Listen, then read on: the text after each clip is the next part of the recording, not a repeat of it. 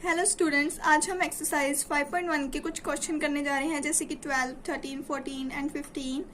इसमें कहा है कि find the multiplicative inverse of the complex number given in the exercise 12 to 14। कि हमें जो ये इक्वेशन गिवन है कॉम्प्लेक्स नंबर में, उसका हम मल्टीप्लिकेटिव इनवर्स करेंगे। सबसे पहले तो कॉम्प्लेक्स नंबर को हम z से डिनोट करते हैं, तो हम इसको z equal to 4 minus 3 iota लिख देंगे, क्योंकि हमें पता ही है कॉम्प्लेक्स नंबर का function z equal to a plus iota भी होता है। तो हमने इसको z की फॉर्म में लिख दिया। अब उन्होंने कहा है कि फाइंड द मल्टीप्लिकेटिव इनवर्स। तो जिन्होंने बेसिक्स की वीडियो देखी है उन्हें पता ही होगा, मैंने उसमें भी आप लोगों को मल्टीप्लिकेटिव इनवर्स और एडिटिव इनवर्स के बारे में बताया है। तो मल्टीप्लिकेटिव इनवर्स क्या होता है, इसका आंसर हमें इससे मिल जाता है, मतलब कि मल्टीप्लिकेटिव का इनवर्स जो कि होता है डिवाइड। तो इस फंक्शन का अब हम डिवाइड की फॉर्म में लिखेंगे, जैसे कि 1/z equal to 1/4 minus 3 iota. इस फंक्शन को अब हमने डिवाइड की फॉर्म में लिख दिया। और अब अगर नीचे ऐसा डिनोमिनेटर में अगर 1/2 समथिंग ऐसा कोई फंक्शन होता तो हम छोड़ देते, बट यहाँ पे नीचे अयोटा की फॉर्म में फंक्शन है और नीचे अयोटा हम नहीं छोड़ सकते। इसके लिए अब हमें इसे आगे सोल्व करना पड़ेगा। और कुछ बच्चे तो ये भी कह रहे होंगे कि हमारी इक्वेशन तो ये है, तो हमने ये कैसे ले ली, क्योंकि हमें उसका इनवर्स फाइंड करना है और इसका इनवर्स क्या होता है, डिवाइड की फॉर्म में। तो इसको हमने डिवाइड की फॉर्म में लिख लिया। और अगर इसको भी हम सोल्व करेंगे तो जैसे कि 1/4 माइनस 3 आयोटा, इसका अगर क्रॉस मल्टीप्लाई हो तो हमारी वही इक्वेशन बन जाएगी जो हमें गिवन थी। सो इसलिए अब इसको हम आगे सोल्व करते हैं। और इसको सोल्व करने का सही मेथड क्या है, इसका रैशनलाइज। जैसे कि आप लोगों को पता ही है, रैशनलाइज करने के लिए जो डिनोमिनेटर में टर्म होती है उसको ऑपोजिट साइन लेके उसके साथ हम मल्टीप्लाई एंड डिवाइड कर देते हैं। तो यहाँ पे क्या गिवन है हमें, 4 माइनस 3 आयोटा। तो हम क्या लेंगे, 4 plus 3 iota upon 4 plus 3 iota. ये हो गया हमारा क्या, रैशनलाइज। अब हम 4 प्लस 3 आयोटा को ऐसे लिख देंगे। और नीचे का फंक्शन जैसे कि आप लोगों ने 9th और 10th में फॉर्मूला पढ़ा ही है, A square minus B square A minus B multiply by A plus B. इस फॉर्मूले की मदद से हम इस फंक्शन को लिख देंगे 4 स्क्वायर माइनस 3 आयोटा की स्क्वायर। अब 4 प्लस 3 आयोटा तो ऐसे ही रह गया, 4 स्क्वायर क्या हो गया 16 और 3 आयोटा की स्क्वायर 9 आयोटा की स्क्वायर। अब 4 प्लस 3 आयोटा तो ऐसे लिख देंगे 16b। 9 आयोटा की स्क्वायर को कैसे सोल्व करेंगे, आप लोगों को पता ही होगा कि आयोटा की स्क्वायर की वैल्यू क्या होती है, -1। सो वो हम इसमें पुट कर देंगे। आयोटा की स्क्वायर की वैल्यू -1 पुट कर दी तो हमारा क्या बन गया, 16 प्लस 9 क्या होता है 25। सो हम लिख देंगे 25। अब इसको हमें a प्लस आयोटा b की फॉर्म में शो करना है, क्योंकि कॉम्प्लेक्स नंबर हमारा इस फॉर्म में होता है। तो हम 4/25 प्लस 3/25 आयोटा लिख देंगे। तो जब हम इस फॉर्म में लिख देंगे तो ये हमारा सही आंसर बन जाता है, क्योंकि हमें a प्लस आयोटा b की फॉर्म में शो करना होता है। अब इसी प्रकार हम अगला सम देखते हैं, जो कि है माइनस आयोटा। अब आप लोग कहोगे कि माइनस आयोटा को हम मल्टीप्लिकेटिव इनवर्स कैसे फाइंड करेंगे, भी इसी को भी हम 1/z की फॉर्म में लिखेंगे। तो ये क्या बन जाएगा, 1/माइनस आयोटा। इसको भी हम अब रैशनलाइज करेंगे। कुछ बच्चे कहेंगे कि रैशनलाइज के लिए तो हम ऐसी इक्वेशन होती है हमारे पास कुछ, तो हम उसका ऑपोजिट साइन लेके ये कर देते हैं। पर मेन बात ये है कि नीचे हमारा डिनोमिनेटर में आयोटा नहीं आना चाहिए। अगर आयोटा आ रहा है तो उस टर्म को हमें रैशनलाइज जरूर करना पड़ेगा। तो इसमें हम रैशनलाइज क्या करेंगे, आयोटा इंटू आयोटा। अगर हमारे पास कुछ ऐसी टर्म भी होती 1/5 आयोटा, तब भी हम आयोटा अपॉन आयोटा करते हैं, क्योंकि आयोटा नीचे आ रहा है इसलिए प्रॉब्लम आ रही है। सो हम आयोटा को रैशनलाइज करके लिख देते। अगर इसके साथ कुछ रियल का नंबर होता है, जहाँ जैसे कि यहाँ पे 2 है, तो हम पूरी टर्म को लेते हैं। बट अगर अकेला 5 आयोटा है तो हम आयोटा ले लेंगे। 5 को ऊपर और नीचे मल्टीप्लाई करने की जरूरत नहीं है, ठीक है। और ऐसे ही अगर सेम -5 आयोटा भी होता तब भी हम आयोटा को ही रैशनलाइज करते। तो अब हम देखते हैं सम के आंसर। आयोटा नीचे माइनस आयोटा की स्क्वायर बन गया, और आयोटा की स्क्वायर की वैल्यू तो आपको पता ही है -1 है, सो वो हम पुट कर देंगे। तो ये बन गया अकेला आयोटा। इसको अब हमें a प्लस आयोटा b की फॉर्म में लिखना है। तो अब हम क्या करेंगे, ये तो आयोटा का आंसर दिया ही है, रियल हमें पता नहीं है, तो रियल की जगह हम क्या लिख देंगे 0 प्लस आयोटा। सो ये हमारा क्या आ गया।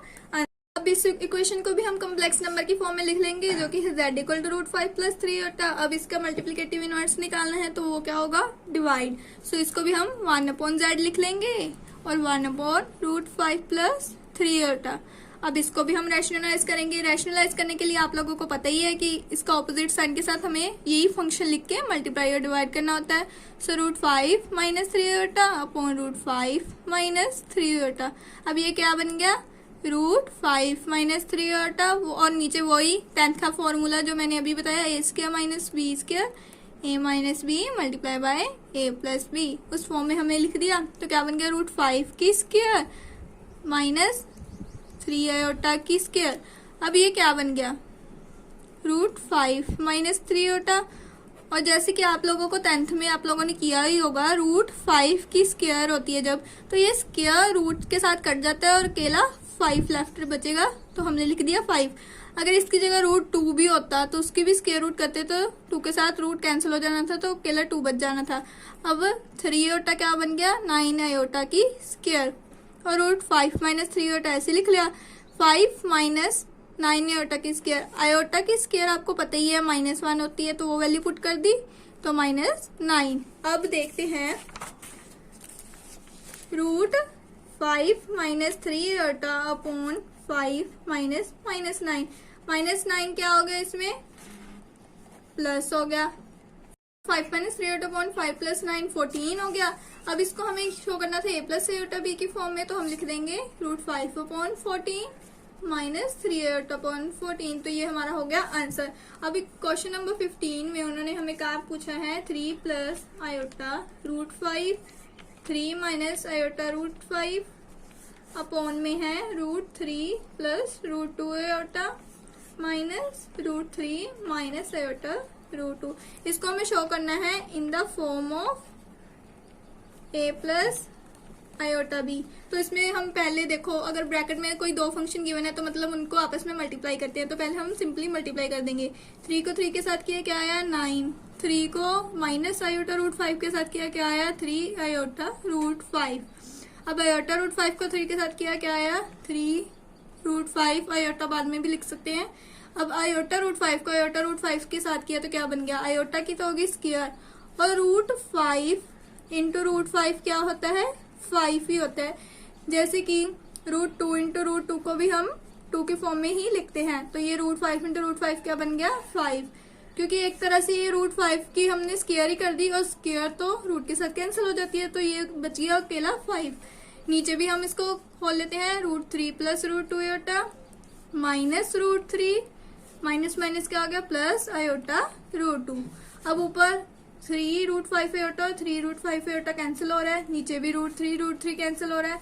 अब क्या बच गया, 9 माइनस आयोटा की स्क्वायर 5, और नीचे आयोटा और √2 सेम है, तो ये क्या बन गया, 2 आयोटा। जैसे x और x अगर होते हैं तो हम 2x लिख देते हैं, क्योंकि दोनों सेम ही है, x एंड x, तो 2x बन जाते हैं। वैसे ही √2 और √2 क्या बन गए, 2 और आयोटा के साथ है तो आयोटा लिख दिया। और अब इसमें आयोटा के स्क्वायर की वैल्यू हमें पता ही है, जैसे कि -1 होती है, तो हम वो लिख देंगे 9 -1 इंटू 5 अपॉन 2 √2 आयोटा। तो ये क्या बन गई term, 9 plus 5 upon 2 √2 iota. 9 plus 5 कितना होता है, 14 अपॉन 2 √2 आयोटा। अब 2 के साथ 14 कैंसिल हो गया, तो क्या बन गया, 7 अपॉन 2 √2 आयोटा। अब इसमें भी नीचे आयोटा आ गया। जब नीचे आयोटा की टर्म आती है तो प्रॉब्लम होती है, तो हमें इसे सॉल्व करने के लिए क्या करना पड़ता है, रैशनलाइज। जैसे कि मैंने पीछे भी माइनस आयोटा वाले सब में बताया था कि इसको रैशनलाइज करने के लिए हम आयोटा और आयोटा मल्टीप्लाई कर देंगे, मतलब रैशनलाइज करने के लिए। तब इसमें भी हम आयोटा को मल्टीप्लाई एंड डिवाइड कर देंगे, तो ये क्या बन गया, 7 आयोटा अपॉन √2 आयोटा की स्क्वायर। अब 7 आयोटा तो ऐसे ही रहेगा, √2 आयोटा की स्क्वायर हमें पता ही है -1 है, वो हमने वैल्यू पुट कर दी, तो ये 7 आयोटा अपॉन -√2 आ गया। अब अगर नीचे रूट वाली टर्म हो तो भी प्रॉब्लम है, क्योंकि आप लोगों ने 10th में पढ़ा ही है कि नीचे रूट वाली टर्म नहीं आनी चाहिए हमारी, तो इसके लिए हम रूट वाली टर्म का भी रैशनलाइज कर लेंगे। अगर आप यहाँ पे भी छोड़ देंगे तो वैसे कोई प्रॉब्लम नहीं है, पर अगर √2 को भी सोल्व कर लेंगे तो ज्यादा अच्छा लगता है, इसलिए हम √2 का भी रैशनलाइज कर लेंगे ऐसे। तो ये क्या बन गया, 7 √2 आयोटा, और नीचे -2, क्योंकि आप लोगों को मैंने जैसे कि बताया √2 इंटू √2 क्या बन जाता है 2। तो ये हमारा आयोटा की फॉर्म में है, तो इसको हमें a प्लस आयोटा b की फॉर्म में शो करना है। तो इसमें रियल नंबर तो कोई दिया ही नहीं हुआ, तो रियल नंबर क्या हो गया 0, और ये क्या बन गया -7√2/2 आयोटा। तो ये a प्लस आयोटा b की फॉर्म में शो हो गया, जहाँ पे a हमारा क्या है 0 और b हमारा क्या है -7√2/2। तो अगर आपने यहाँ तक हमारी वीडियो देखी है तो प्लीज वीडियो को लाइक कीजिएगा और चैनल को सब्सक्राइब कीजिएगा। Thank you.